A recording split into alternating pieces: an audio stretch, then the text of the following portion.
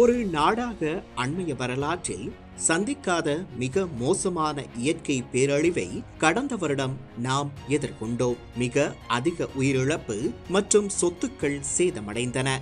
வெள்ளம் மற்றும் மண் சரிவுகள் காரணமாக எமது நாட்டில் மக்கள் தங்கள் வீடுகளை இழந்தனர். அவர்கள் தங்கள் வாழ்வாதாரத்தை கொண்டு சென்ற விற்பனை நிலையங்கள், தொழிற்சாலைகள் மற்றும் நிறுவனங்களை இழந்தனர். கால்நடை வளர்ப்பு மூலம் வருமானம் ஈட்டியவர்களின் விலங்குகள் இறந்தன. பயிர் நிலங்கள் அழிந்தன. நாட்டில் சில பகுதிகளில் வீதி கட்டமைப்பு முற்றிலுமாக சேதமடைந்தன. தொடர்பாடல் வலையமைப்புகள் தடைப்பட்டன. மின்சாரம் துண்டிக்கப்பட்டது. நீர் விநியோகம் தடைப்பட்டது.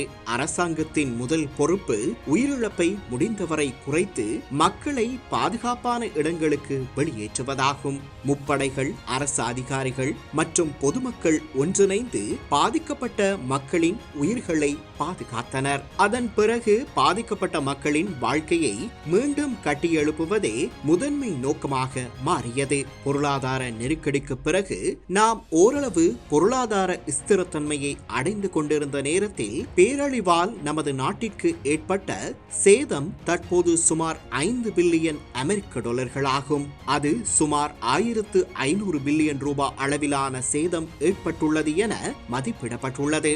நாம் இன்னும் தொங்கு பாலத்தில் பயணிக்கிறோம்.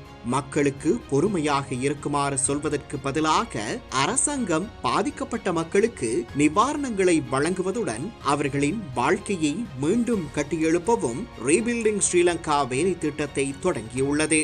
வெள்ளம் மற்றும் மண் சரிவுகளால் சேதமடைந்த வீடுகளை சுத்தம் செய்ய 25,000 ரூபாய், சேதமடைந்த வீடுகளுக்கு சமையலறை உபகரணங்கள் வாங்க 50,000 ரூபாய், பயிர் சேதத்திற்கு ஹெக்டேருக்கு 2 லட்சம் ரூபாய், அரசாங்கத்தில் பதிவு செய்யப்பட்ட தொழிற்சாலைகளுக்கு வர்த்தகங்களுக்கு 2 லட்சம் ரூபாய், பதிவு செய்யாமல் சிறிய அளவிலான வர்த்தக நடவடிக்கைகளை நடத்தி வந்த மக்களுக்கு 50,000 ரூபாய், கால்நடை வளர்ப்பின் மூலம் தங்கள் வாழ்க்கையை நடத்தி வந்த மக்களுக்கு இழப்பீடு, பகுதியளவு சேதமடைந்த வீட்டிற்கு 5 லட்சம் ரூபாய் மற்றும் முழுமையாக சேதமடைந்த வீட்டிற்கு 50 லட்சம் ரூபாய் என்ற வகையில் மக்களுக்காக பல்வேறு முடிவுகளை அரசாங்கம் எடுத்தது.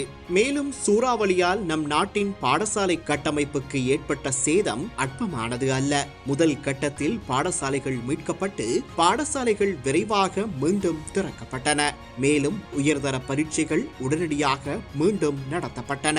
மேலும் வெள்ளம் மற்றும் மண் சரிவுகள் காரணமாக நம் நாட்டில் ஆயிரக்கணக்கான பிள்ளைகளின் உபகரணங்கள் அனைத்தும் முழுமையாக அளிக்கப்பட்டன என்றே கூற வேண்டும். இதை கருத்திற்கொண்டு பாதிக்கப்பட்ட பகுதிகளில் ஒரு மாணவருக்கு 25,000 ரூபாய் உதவித்தொகை வழங்கவும் அரசாங்கம் நடவடிக்கை எடுத்தது.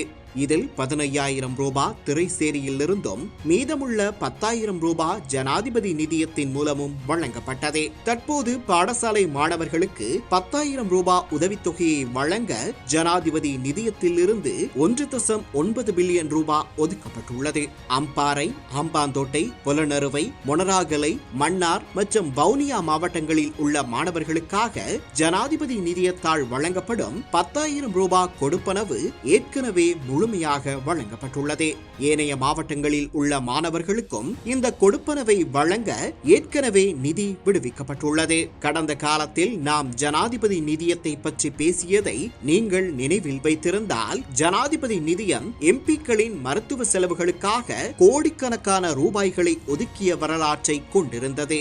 ஆனால் இப்போது ஜனாதிபதி நிதியம் மக்கள் நிதியாக மாறிவிட்டது. ஒரு புறம் பிரதேச செயலக மட்டத்தில் ஜனாதிபதி நிதியத்தை பரவலாக்குவதன் மூலம் மக்களுக்கு வழங்கப்படும் மருத்துவ உதவிகள் அதிகரித்துள்ளன. மறுபுறம் நாட்டையே உலுக்கிய ஒரு பேரழிவிற்கு பிறகு எமது பிள்ளைகளுக்கு அவர்களின் கல்விக்கான பாடசாலை பொருட்களை பெற நாங்கள் உதவுகிறோம். மக்கள் ஜனநாயக அரசாங்கம் மக்களுக்காக மட்டுமே செயல்படுகிறது என்பதை இது பிரதிபலிக்கிறது.